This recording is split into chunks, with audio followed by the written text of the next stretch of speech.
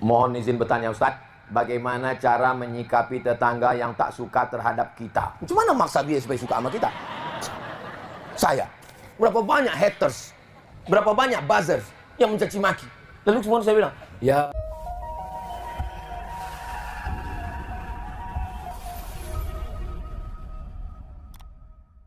Assalamualaikum warahmatullahi wabarakatuh. Waalaikumsalam. Mohon Ustadz jelaskan perbedaan antara budak muba'at, mukatab, dan mudabbar. Budak. Budak ini maksudnya hamba sahaya, bukan budak Melayu. Budak. Ya, kau kubebaskan dari budak dengan syarat kau bayar ke aku 100 dinar. Maka sudah saya buat perjanjian sama dia. Maka ketika itu nanti dia cari 100 dinar. Dia pun pergi mencari zakat. Itulah mengapa ada dalam asnaf zakat yang 8 itu ada budak.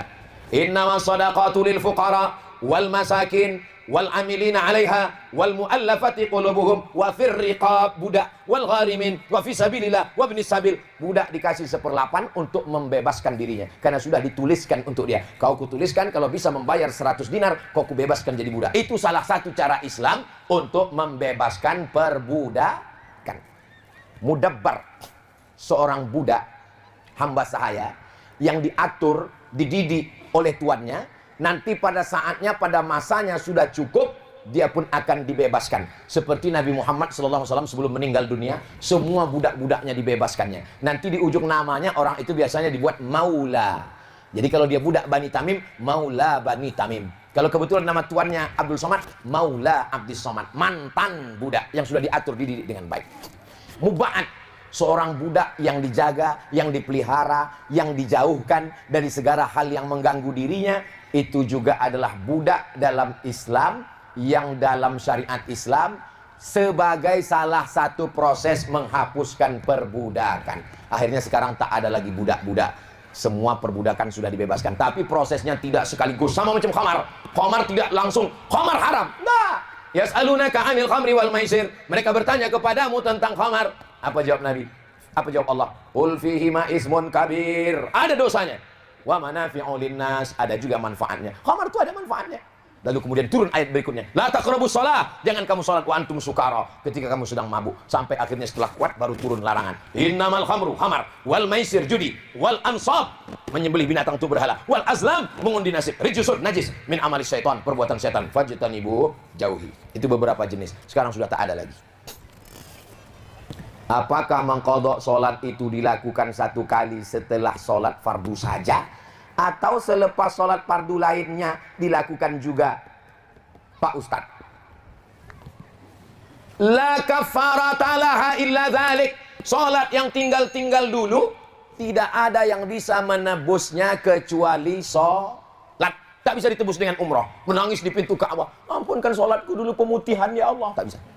Sepakat 4 mazhab paling tua, Hanafi nomor 2, Maliki nomor 3, Syafi'i nomor 4, Hambali, maka mesti diqadha. Cara mengqadhanya macam mana? Habis sholat zuhur besok, qadha zuhur. Usolli fardhu zuhri 4 raka'atin qadha'an. Habis asar, usolli fardhu asri 4 raka'atin qadha'an. Habis maghrib, usolli fardhu maghribi 3 raka'atin qadha'an.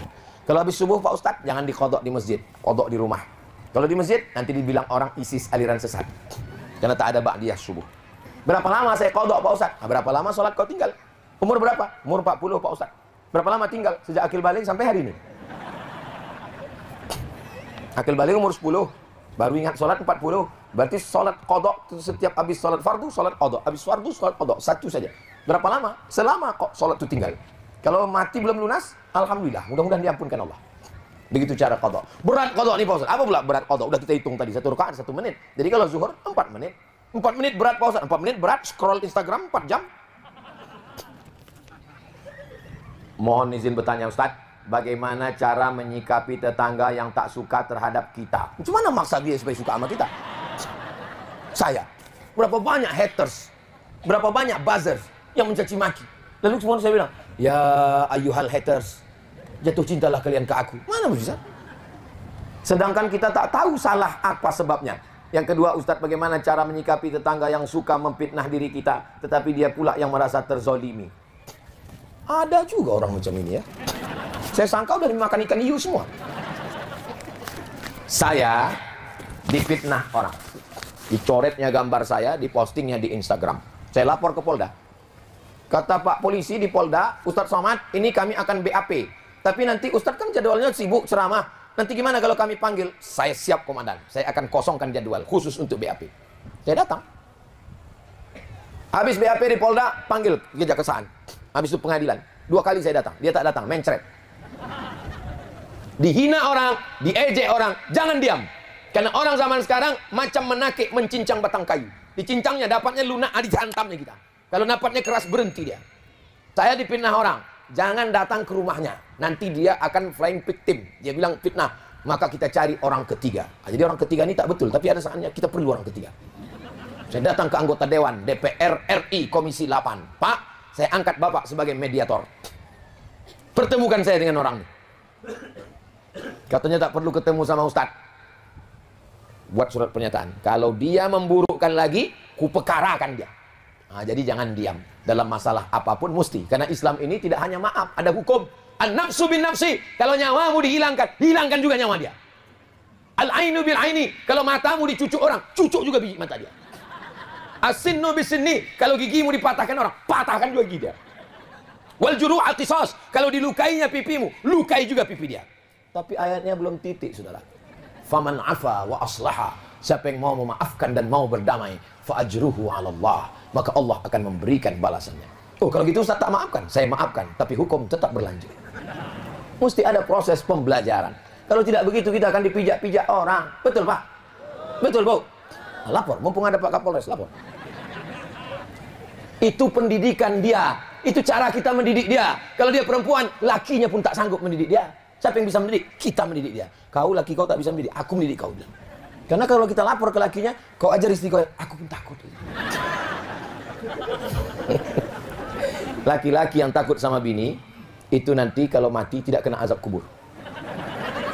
Kata malaikat, yang ini tak usah kita azab, udah azab kali jadi dunia. Dari ketawa bapak ini puas nampaknya. Bapak Ibu yang dimuliakan Allah Subhanahu wa taala, Masya Allah tabarakallah, masih jam 9:15, masih pagi lagi di Midai. Tapi malam ini pertemuan kita luar biasa. Kami akan kembali ke Natuna. Kita saling mendoakan. Kita tak pernah berpisah karena kita selalu bersama dalam doa. 90 menit kita bersama di Midai, bersama pula kita nanti di surga Jannatul Firdaus. Alam.